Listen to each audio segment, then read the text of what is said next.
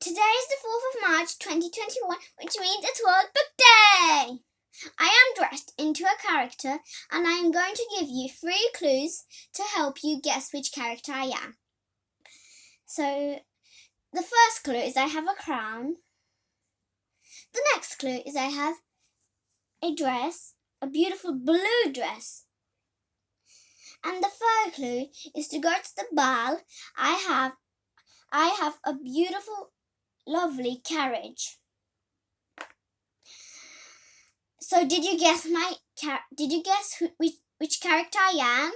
Of course, it's Cinderella. And also, I will also read you the book Cinderella. And you can also watch the film about it. So let's begin. Once upon a time in a faraway land there lived a rich, widowed gentleman and his beautiful daughter Cinderella. Cinderella's father was kind and loving. When Cinderella's mother died, he married for a second time so that his daughter had a mother to take care of her. Cinderella's stepmother had 2 mean and ugly daughters called Anastasia and Rosella.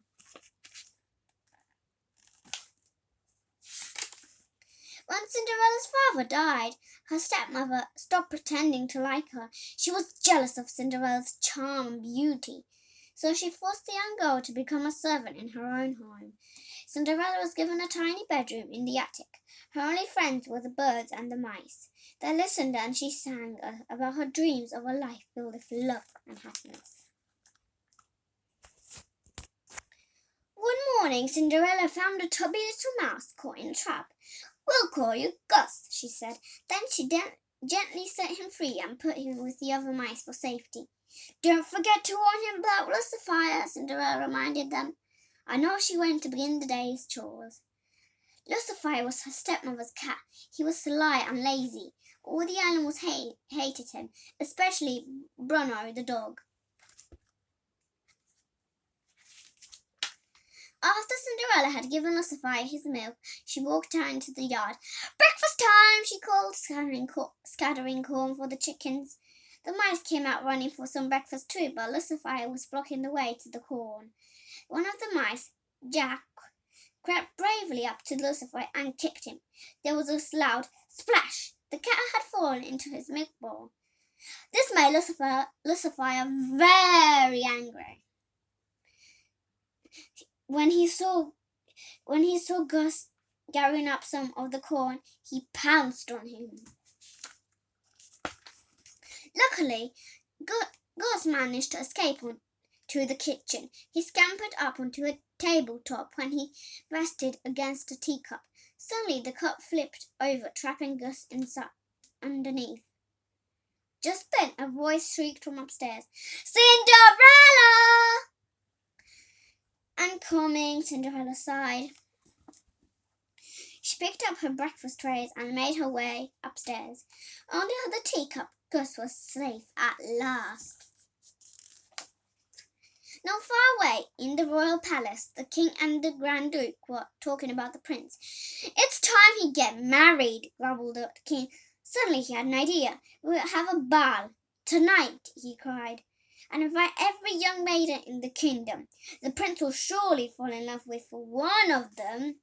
So the invitation was sent out that very day. When the royal messenger delivered the invitation to Cinderella's house, Cinderella went to find her stepmother. She was upstairs in the music room, listening to Anastasia and Rosella singing. "There's going to be a ball at the palace," exclaimed the stepmother as she read the invitation.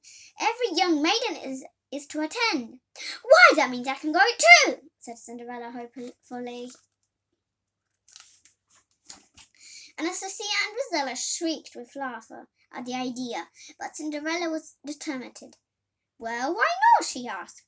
Her stepmother thought for a moment, and then a sly look crossed her face. "I see no reason at all why you can't go if you get all your work done." "I'm sure I can!" cried Cinderella, rushing upstairs to find something to wear. She opened her wardrobe and took out one of her mother's old gowns. "It's a little old-fashioned, but I'll fix that," she said. "Cinderella!" shrieked her stepmother. "I'm coming." Cinderella sighed. The mice knew that poor Cinderella would never have time to finish the dress, so they decided to work on it themselves. They sang merrily as they cut and sewed the material. At last the pretty dress was finished. It was trimmed with an old sash and beads, which Anastasia and Drizella had thrown away.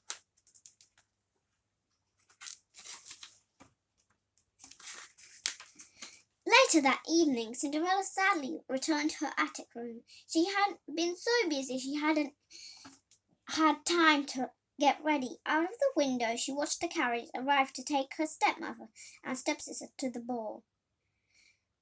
As Cinderella turned away, she saw the dress. "Surprise!" her friend cried. "Oh, it's wonderful!" cried Cinderella. Cinderella exclaimed, hardly able to believe her eyes. In no time at all, she had slipped the dress and was rushing downstairs to the carriage. But when Anastasia and Drizella saw the sister looking so beautiful, they were filled with jealousy. "Why, you little thief!" Drizella screamed, spotting her old beads round Cinderella's neck. Anastasia looked at the slash. "That's mine," she said, grabbing at the slash and ripping Cinderella's dress. "Please stop!" cried Cinderella, but it was too late. Her dress was ruined.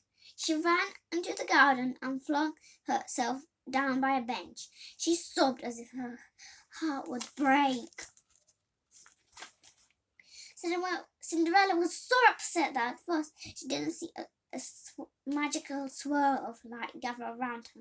When she looked up, an old lady was sitting on the bench. "I'm your fairy godmother," the lady said kindly. "Dry your tears. You can't go to the ball looking like that. Now fetch me a pumpkin and hurry. Even miracles take time." Minutes later, the fairy godmother waved her magic wand over the pumpkin. "Bibbidi-bobbidi-boo!" she sang. The pumpkin changed into a sparkling carriage.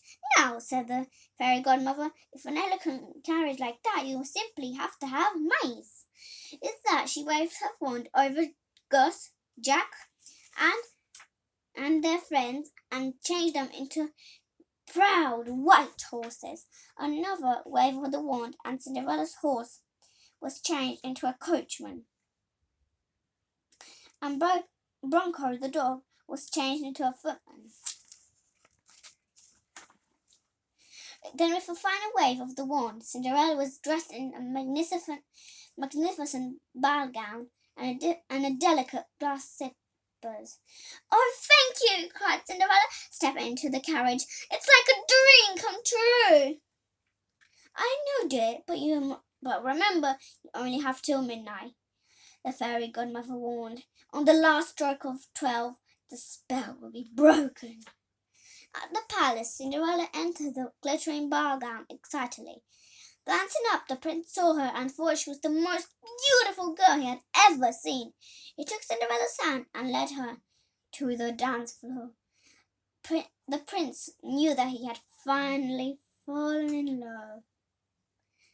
Dancing in the prince's arms, Cinderella felt as she was floating on air. Suddenly she heard a clock chime. It was the first stroke of midnight. "Oh, I must go!" Cinderella gasped as she fled through the ballroom and down the palace steps. "Wait, you can't go now!" cried the prince. But Cinderella didn't stop, even when she lost one of her glass slippers on the steps. She leapt into the carriage, which raced away. At the last stroke of midnight was heard, the carriage turned back into a pumpkin, and Cinderella found herself dressed in rags once more. But she was still wearing a single glass slipper. Back at the palace, the prince was heartbroken. He declared he would only marry the girl whose foot fitted the glass slipper he had found. The next day, the Grand Duke began his search. Every maiden in the land would have to try on the glass slipper until he found the prince's true love. Meanwhile, Cinderella's stepmother had become suspicious when she heard her stepdaughter humming the music from the ball. She was determined that Cinderella would not try on the slipper. When Cinderella went up to her room, she followed her and locked the door. Just as at last the Grand Duke arrived, and Cecilia and Rosella were very excited. Taking their turn, they tried to squeeze their feet into the tiny glass slipper, but their feet were much too big. Jack and Gus were desperate to help Cinderella. They took the attic key from the stepmother's pocket and slowly pushed it up the stairs to Cinderella's room. Hot and tired, they finally managed to open the door and free their friend. Just as the Grand Duke was about to leave, Cinderella appeared. "Please wait," she called. "May I try on the slipper?" The Grand Duke led Cinderella to a chair and called for the footman. As the footman stepped forward, the wicked stepmother tripped him up. The slipper flew through the air. There was a loud crash as it hit the floor and shattered in 1,000 tiny pieces. "Oh no," gasped the Duke. "Perhaps this would help," said Cinderella, reaching into her pocket and bringing out the other glass slipper. Her stepsister shrieked as the delighted Duke fitted the slipper onto Cinderella's foot. Soon afterwards, Cinderella and the prince were married. Her friends and mice looked on and smiled. They knew Cinderella's dream had finally come true. I hope you liked this book about Cinderella, and you'll smash the subscribe button and give a like to this video. And I also want to wish you a happy World Book Day. And bye.